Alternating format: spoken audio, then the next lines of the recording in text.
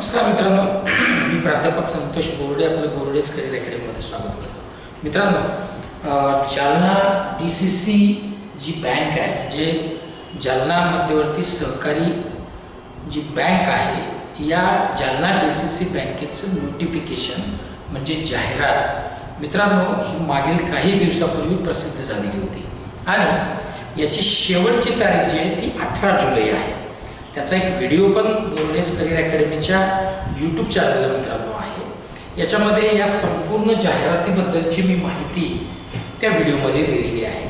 परंतु त्या व्हिडिओला कमेंट बॉक्समध्ये मी सांगितलं होतं की काही डाऊट जर असतील तर आपण कमेंट जरूर करा, म्हणजे त्याच्यावर आपल्याला व्हिडिओसुद्धा करता येईल आणि तुमच्यापर्यंत ती डिटेल माहिती देता येईल. तर मित्रांनो, बरेचसे कमेंट्स या जालना DCC बँकेचे जे वेगवेगळे पदं आहेत त्या पदांच्या सॅलरीबद्दलचे कमेंट्स मित्रांनो आलेले आहेत की नेमकी याची सॅलरी किती असणार आहे प्रोबेशन पिरियड झाल्याच्या नंतर, आहे ना. तर त्या संदर्भातला हा व्हिडिओ मित्रांनो मी आज करणार आहे, ज्याच्यामध्ये मी डेप्टी मॅनेजर म्हणजे उपव्यवस्थापक जे पद आहे, त्याच्यानंतर सहाय्यक व्यवस्थापक म्हणजे assistant manager, bank officer number 1, bank officer number 2 आणि क्लेरिकल म्हणजेच लिपिक ज्याला आपण कारकून म्हणतो, या सगळ्या पदांच्या सॅलरीबद्दलची डिटेल माहिती मी तुम्हाला देणार आहे की नेमकी सॅलरी किती असेल प्रोबेशन संपल्याच्या नंतर, म्हणजे थोडक्यात 3 वर्षाच्या नंतर.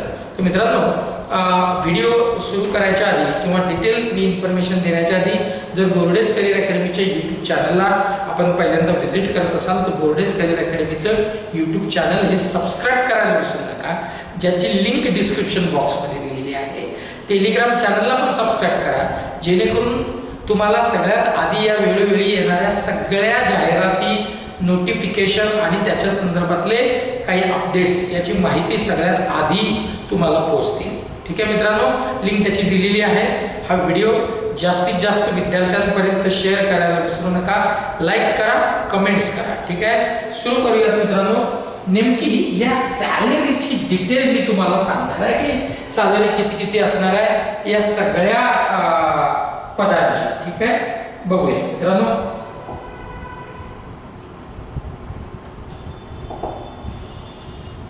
बघा मित्रांनो, मी तुम्हाला आता सांगितल्याप्रमाणे जालना DCC बँकेचं जे सिलेक्शन होतील म्हणजे जे फायनल सिलेक्शन झालेले जे कॅन्डिडेट असतील त्या कॅन्डिडेटला 3 वर्ष जे आहे ते प्रोबेशनरी पिरियड आहे. ठीक आहे ना, प्रोबेशनरी पिरियड आहे म्हणजे थोडक्यात काय, तर हा जो प्रोबेशनरी पिरियड आहे हा संपल्याच्या नंतर त्याची जी ॲज पर गव्हर्नमेंटच्या नॉर्म्स प्रमाणे त्याची सॅलरी किती असेल, म्हणजे त्याला पगार किती मिळेल, त्याचं बेसिक किती असेल, असे कमेंट्स येत आहेत. हा व्हिडिओ हे सगळं सांगण्यासाठीच मित्रांनो मी करतो आहे. आता याच्यामध्ये मित्रांनो दिलेली जी वेतन श्रेणी आहे, म्हणजे त्या जाहिरातीमध्ये जे दिलेली वेतन श्रेणी आहे ती वेतन श्रेणी ही जुनी वेतन श्रेणी आहे आणि तो बेसिक पे स्केल जो आहे तो जुन्या वेतन श्रेणीनुसार आहे. याच्यात फक्त मूळ वेतन बेसिक पे जे दिलेलं आहे ते मी आता सांगितल्याप्रमाणे हे जुन्या वेतन श्रेणीनुसार आहे. आता प्रत्यक्ष इन हँड जो पगार असतो त्याच्यामध्ये महागाई भत्ता म्हणजे DA, HRA म्हणजे घर भाडे भत्ता, इतर भत्ते आणि PF म्हणजे PF, NPS, प्रोफेशनल टॅक्स इत्यादी जे आहे मित्रांनो त्या याच्यावरच्या कपातीवर तो in hand salary he depend असते. ठीक आहे, आता तुमच्या जाहिरातीमध्ये जी दिलेली जी म्हणजे जो पे स्केल आहे मी आधी सांगितल्याप्रमाणे तो जुन्या वेतन श्रेणीनुसार आहे. नवीनच्या याच्यात अपडेट त्या जाहिरातीमध्ये दिलेलं नाही आहे. ठीक आहे, तर आता ते पद आणि त्याची जी सॅलरी असेल ती किती असेल अंदाजे आपण मी हे तुम्हाला सांगणार आहे मित्रांनो. बघा, आता ही जी प्रारंभिक बेसिक आहे पद बघूयात आपण. आता इकडे बघा तुम्ही, हे पद आहे व्यवस्थापकाचं. ठीक आहे, ज्याची जागा मला असं वाटतं 1 जागा आहे. आता याचं जे बेसिक आहे ते 1150 रुपये आहे. ठीक आहे, आता 1150 हे सगळी जुने वेतन श्रेणीनुसार आहे, मी परत सांगतोय तुम्हाला. आता याचा बेसिक जो आहे तो 1150 आहे.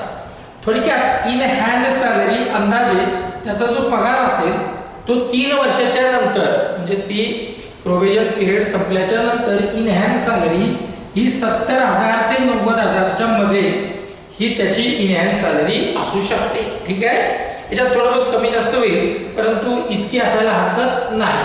सहाय्यक व्यवस्थापक जे पद आहे त्याच्या जाग्या माझा एक जी जागा आहे त्याची बेसिक आहे 850 रुपये, इन हँड सॅलरी 55,000 ते 75,000च्या मध्ये त्याच्या हातामध्ये इन हँड सॅलरी त्याची असेल.